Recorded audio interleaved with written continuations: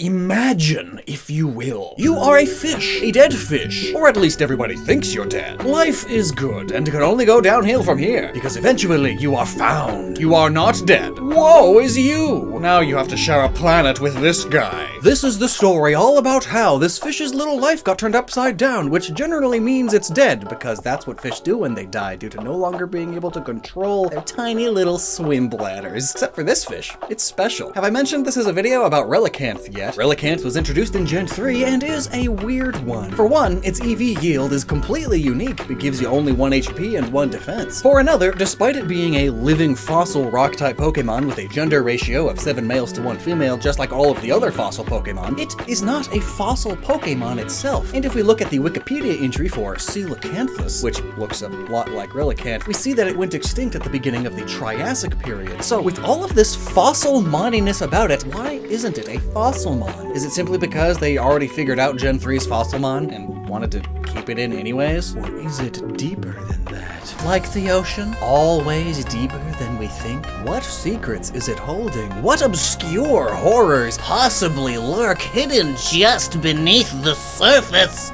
Oh, it's just Latimeria cholumnei. I see. This is a fish that surprised the world in the late 1930s by being discovered very much alive despite having supposedly gone extinct 66 million years prior. It was discovered in 1938 and the genus was named after the curator of the Museum of East London in South Africa, Marjorie Courtney Latimer. Just like how, according to the Pokedex, Relicanth was given a name that is a variation of the name of the person who discovered it. It's pretty spot on. The aforementioned Coelacanth had gotten trawled by a fisher who knew that Courtney Latimer had been keeping an eye out for unusual things. So he brought it to her, and right away she knew she had something special because coelacanths are weird. For one, its fins are articulated and look like short limbs, and are thought to be a close cousin of the fishes that eventually evolved legs and walked onto land, eventually evolving onto humans, and thus to blame for all of our current problems. And the need of sponsors. This video is sponsored by Raycon Shadow Legends.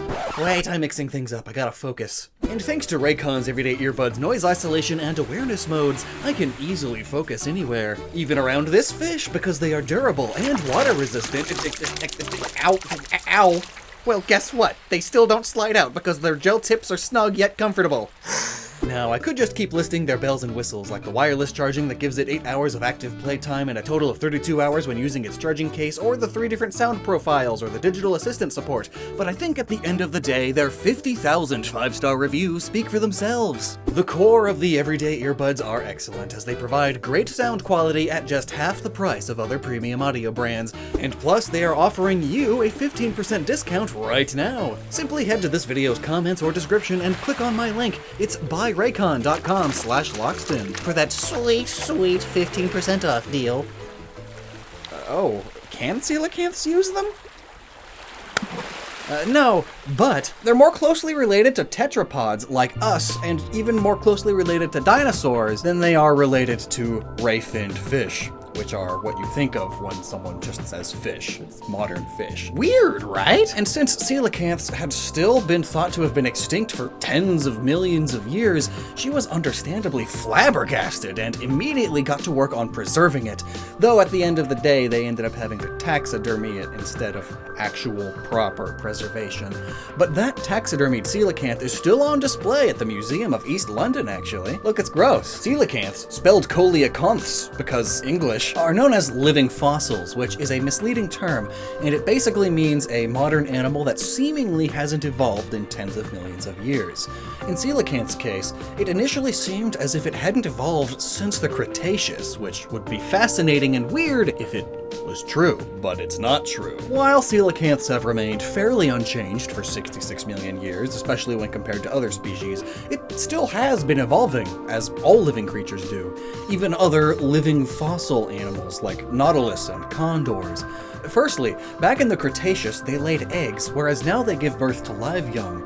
Secondly, there are 2 distinct species which had separated from each other only about 200,000 years ago, which is way after its supposed extinction, if you didn't do all that maths already. There's the West Indies coelacanth, which is the one we talked about earlier, which the discoverer described as a pale, mauve blue with faint flecks of whitish spots. It had an iridescent silver blue-green sheen all over. And there's also the Indonesian coelacanth, C. metadoensis, which is a brown color with flecks of light spots, which was discovered in 1997. It's interesting to note that Relicanth's normal colors are based on the more recently discovered one, whereas its shiny variation is based on the first discovered, which is more well known amongst lay people anyway, but since the West Indies coelacanth is listed as critically endangered with only about 500 individuals, while the Indonesian coelacanth is listed as vulnerable with about 10,000 individuals, I guess it makes sense for them to base the shiny off of the one that is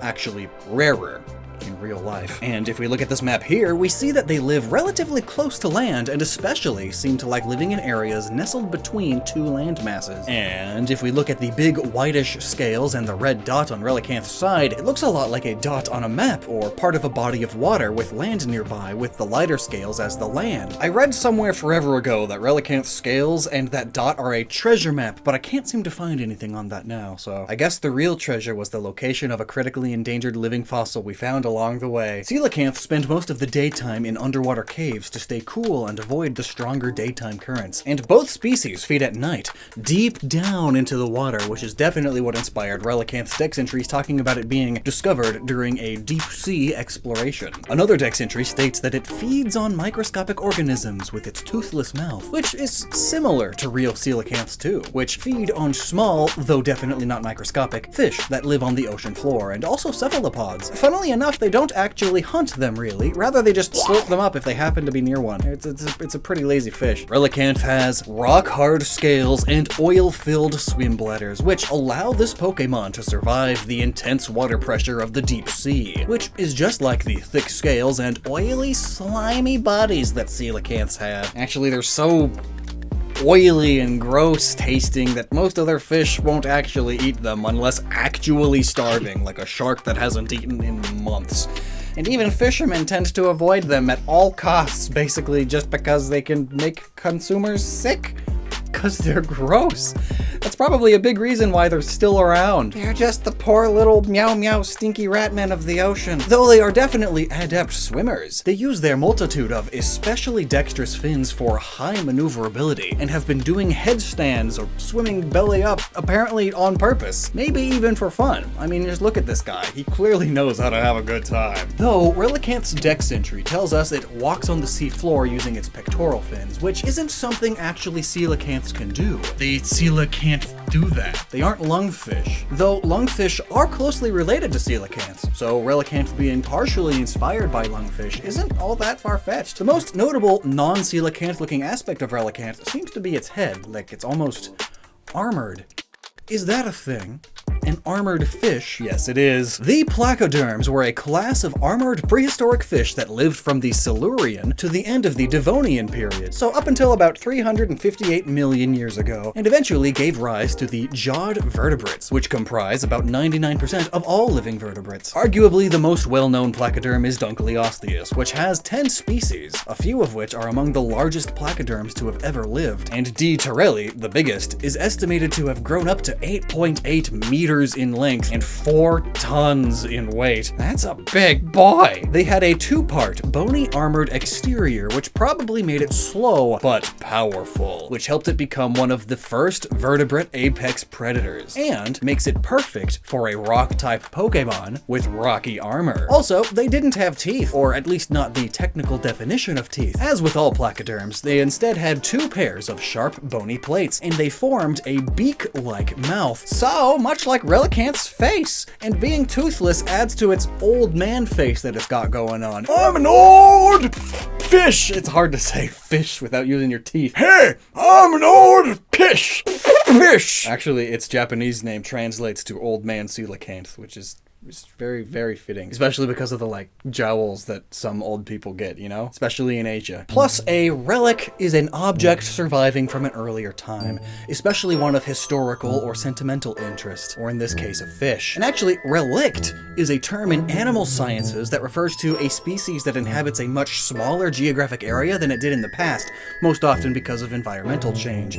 Literally, what happened to this once abundant fish? It's quite the cool, not a fossil, fossil, and I love when Pokemon reflects the real world in this way. But what do you think about this fish? Have you ever thought about this fish before? Let me know down below, and never stop using your noggin.